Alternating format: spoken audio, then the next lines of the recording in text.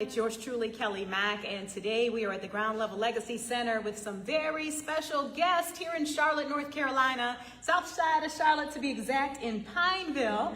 We have Tammy and we have Louis. How are you all doing? We're doing great. Wonderful, wonderful. I'm so happy to see you a year after the fact. We actually interviewed you on Unfiltered Conversations, the podcast, with myself and my partner, Yolanda, aka Y2 Squared. And today we're talking about May and the fact that May is ALS Awareness Month. Now, for those watching, that some may know what ALS is and some may not. So let's first and foremost talk about ALS. What is it and how has it impacted your life? ALS stands for amyotrophic lateral sclerosis, also referred to as Lou Gehrig's disease. Yes.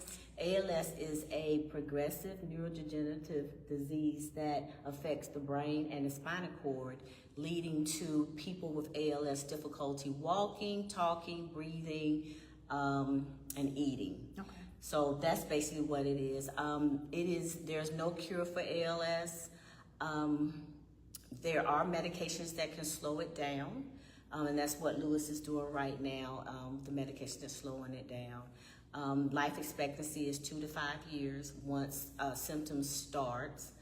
So what we're trying to do is just make some awareness of it. Some of the symptoms for ALS is like muscle weakness, slurred speech, difficulty swallowing, twitching, clumsiness, respiratory issues. Okay.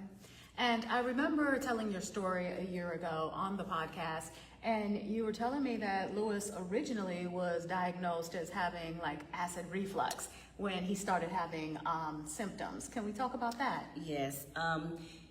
Louis woke up one Saturday morning with a raspy voice, and we thought it was a cold. Mm-hmm. So we, just let it go right then. And we realized his speech was getting worse. Okay. So we went to his primary care doctor, and they thought it was gastric reflux. Mm-hmm. So we did everything for gastric reflux, but it continued to get worse. Mm-hmm. His voice started being slurred and a little delayed.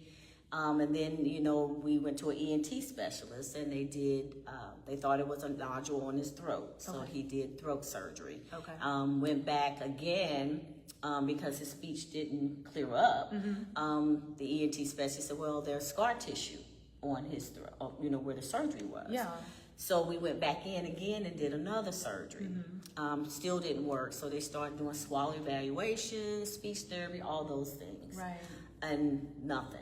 So then finally we went back to the primary care doctor, and they sent it to a neurologist. Okay. And then we went there, and again, they ruled out all the familiar things like stroke, Parkinson, MS, things of that nature. Right. Not even think about ALS. Mm-hmm. So it took them 3 years to give us a definitive diagnosis of ALS, but that's after we went to another professional. Yeah. Another neurologist. Okay. Because we weren't getting answers from this one. So we advocated for ourselves and said, okay, we need answers. Mm-hmm. And so we went to another one, and in that visit, that's when he diagnosed him with ALS, and that was in February 2020. So here we are 5 years later. Yes. And I want to go back to something that Tammy said that is a strong takeaway and point. She said we weren't getting answers, so we went to another doctor. And we advocated for ourselves. And sometimes you have to do that. Yes. Sometimes you have to say, second opinion, third opinion, right. And no one is going to advocate for you and your loved ones better than you and your loved ones. So I want to make that point very clear, because we've all dealt with a health challenge or two in our lives, including myself, and I wasn't getting the answers I needed. And I started firing doctors, and we have the right to fire doctors and move on to the next one. Mm-hmm. You don't have to stick with the same doctor, especially if you're not getting answers. So kudos to both of you all for saying, you know what, this ain't working. That's right. We're going to talk to somebody else, and we're going to pursue other options. So this was in 2020, and earlier you said ALS, usually the life expectancy is 3 to 5 years. So that would have put you to 2023, 2025 after symptoms started. Clearly he's cleared the 3 to 5 mark. Yes. Congratulations on that. Thank you. When I first had symptoms. It was only my speech. Okay, so it's only speech. And otherwise, I was normal. Okay. Running, walking, not talking, but otherwise normal. With me, it started with my mouth. Some people it starts in the lower extremity, but over time, it in my case, it spread down below. I experienced stiffness, hand cramp, and dizziness, all the stuff I don't want. Right, I totally get it. Yeah. But all in all, I'm good. Yeah. Because it could be a whole lot worse. Yeah. And I could not have Tammy Yes. taken. Ain't nothing like a good praying wife that's supportive, right? Exactly. Yes, yes. Now, last year when I saw you, you were not in a wheelchair, and you are in a wheelchair now. So, is it that the disease is attacking your central nerve system, or is it your bones and joints? How does that work? I think it attacks the muscles. Okay. And I can still walk, but Tammy insists if I'm going long Yeah. distances, it's easier. Right. for her. Safer. Okay, it's safer. And again, that's where the good wife come in place, because she know what's best for you when you don't always. Because you men could be a little hard-headed sometimes. I know. Yeah, the grounds are uneven outside. Yes, they are, So they you are. you have to be careful because their legs are stiff and they don't move Right. the way, and then any little crack or any little thing in the concrete Yeah. can trip them. Absolutely. And they can fall. Yeah. So it's safer for long distance to be in a wheelchair now. Yes, But yes. like he says, any short distance in the house or whatever, he can move around Yeah. that way. But Okay. Now, is there a cause that they can identify with ALS? Is it hereditary?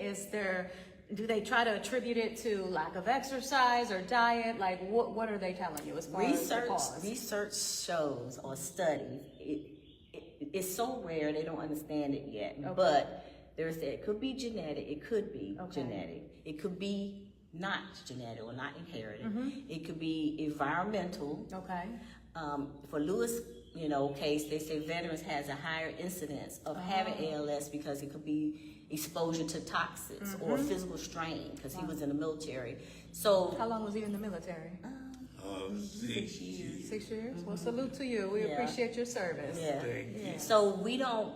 All those things is so broad, like Yeah. genetics Yeah. and environmental. It's like they cannot put a pinpoint on exactly Right. what it is. Yeah, it could be the So food too, Yes. We don't. They don't know yet. Yeah. And we're trying to figure that out. Okay. So. And if you're just tuning in this afternoon, we are talking today with Tammy and Louis. It's ALS Awareness Month, the month of May. And you all have taken a negative situation, a negative diagnosis that, of course, nobody would be happy about receiving. But you're making the best of it. You've turned it into a positive, and now you have a 501c3 nonprofit organization where you try to raise funds to help and support other families and members of the community affected by ALS. I started this nonprofit called Beacon of Hope for ALS because we've met other people with ALS, and I have talked with them, and I hear the struggles on financial or even getting equipment and things of that nature. Because Louis is a veteran, we don't have those struggles. Right. And Thank I just, God. my heart went out to them, and I was like, maybe we can make a difference. Yeah. So what our nonprofit, what it does, it helps people with ALS with financial assistance with medication, equipment, support group, respite care.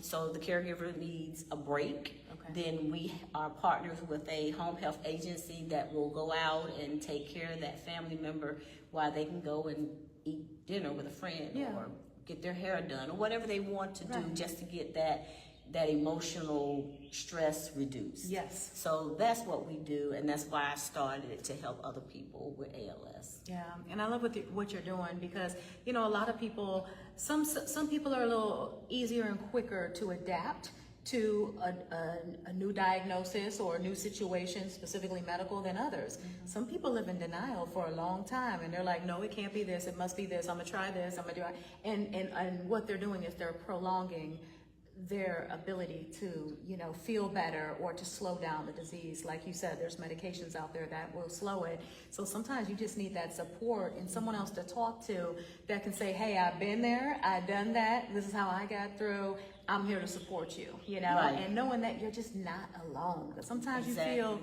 so alone, you know, when you get those diagnoses. Now, with your nonprofit organization, you all have, is it a 3K walk coming up? Yes, we have a fundraiser. I'm gonna run in it. You can run. Okay. We do have a 3K walk, run, health fair coming up May 31st at Mallard Creek High School from 9 a.m. to 2 p.m. So encouraging everyone to come out. We have like a life coach that's going to be there, nutritionist that's going to be there. It's all geared to health and healthiness. Everyone needs that. Okay. So, if I remember correctly, didn't you used to run back in the day a little something? Yeah. That's the one thing I really miss. I'm sure. As a matter of fact, I'm still working on figuring out how to do it again. I love that about your spirit. Keep hope alive. Well, you'll have plenty of people running in your honor and even walking in your honor. And I'm hoping that you all raise the funds that you need to not only support the event, but to support the mission and to support the charity and the nonprofit organization. Because at the end of the day, let's be honest, things are starting to change a lot with our government, and funding has been cut significantly. And if we don't go out here and get it ourselves, it's just not going to be there, especially on a local level. So if somebody wants to potentially get more information about your organization, or maybe they want to make a contribution, maybe they want to sign up for the 3K walk or run, how can they do so? Yeah, they can go to the website, www.beaconofhopeals.org. That's www.beaconofhopeals.org. And you can register for the walk there, and you also can donate there. You know, hopefully we can just come together as a community and do something good, raise awareness. May is ALS Awareness Month. And again, we're sitting here with Tammy and with Louis. Louis is personally affected. He was diagnosed back in 2020. Yes. And Tammy, his right hand, has been holding him down and fighting for him and advocating for him, as she should, as a good wife does. Because I know if the roles was reversed, you'd do the same for her. Yes. I know it from your spirit. You don't even have to tell me. Yes, indeed. Okay, before we wrap up, is there anything that you can share with the audience watching today as far as if they're battling with anything, you know, physically or mentally, when it comes to illness? What would you say to that person that's watching that's just looking for a glimmer of hope or inspiration? Positive mindset is the way to go with that. You always have to be positive in anything that you do, no matter how hard it is. It is difficult for us, you know, with this diagnosis of ALS on the whole family. but we keep it moving. We keep going out to dinner. Nice. We go on vacations. We have family nights. We just keep things fun and easy. We try not to dwell on the negative things. Yes, some things hit us, like now he has to be in a wheelchair long distance, and he doesn't like that. But the bottom line is there's something he needs to do for safety, and he understands that now. But we got to still be positive, because he still can walk, he still can do those things. Yeah. It's just that this is only for safety reasons. So we turn it around, not to make it be so, this is happening to me now. Well, no, this is for safety. You're still walking, you're still talking, you're still breathing, you're still eating on your own. You're still doing all these things that he shouldn't be doing, after, 7 years or so? Yeah. So we just keep it positive. I would say rely on family and friends. We have a awesome support system. And family and friends want to help. Yeah. Let them. Yeah. I think that's amazing that you talk about the support system, because sometimes there's not a lot people can do but lend their support and their time. And you're saying it speaks volumes, and it makes the world of a difference, and it's comforting to you as well. So if you know somebody going through something, just being a supporting person, picking up maybe groceries, coming by and saying hi and letting you know you're not alone, asking if there's errands you can run, it makes the world of a difference. Yes. Wonderful. I appreciate you all sharing your story with me. Again, May is ALS Awareness Month, and this is Tammy and this is Louis. And Tammy, if you can give out the website one more time for the foundation, Sure. and also where people can get more information. www.beaconofhopeals.org. That's www.beaconofhopeals.org. Wonderful. We appreciate you joining us today for a live edition of the Kelly Mack Show at the Ground Level Legacy Center in Pineville, North Carolina, which is on the south side of Charlotte. Take care. Peace.